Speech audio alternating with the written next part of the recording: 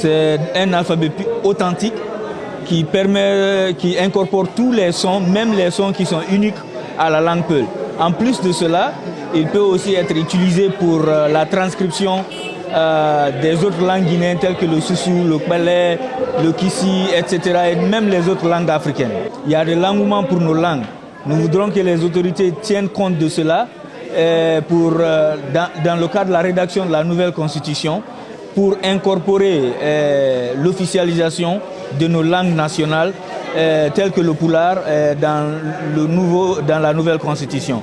Vous voyez l'engouement ici, c'est aussi une façon de promouvoir la langue, de promouvoir l'écriture, de montrer aux jeunes aussi que Adlam, c'est un alphabet dont on peut être fier, que le Pulaar est aussi une langue dont on peut être fier parce que tout ce qui est possible dans les autres langues et dans les autres alphabets, c'est aussi possible dans nos langues et dans nos alphabets. Aujourd'hui, Adlam est dans le système Android, il est dans le système de Windows de Microsoft, il est dans Office de Microsoft, et puis il est dans le système d'opération de Apple.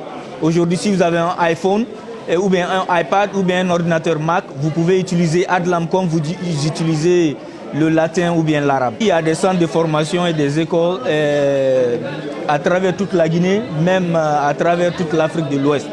Les enfants que vous avez vus ici aujourd'hui sont venus de l'intérieur, beaucoup d'entre eux de Mamou, de Sigiri, de Zérekoré, de Labé, de Kindia. Ils sont venus participer à ce concours parce que tout au long de l'année, ils ont appris. Et aujourd'hui, c'était une journée pour faire une évaluation et en même temps les célébrer parce que c'est eux qui sont les pépinières de la langue et de l'écriture.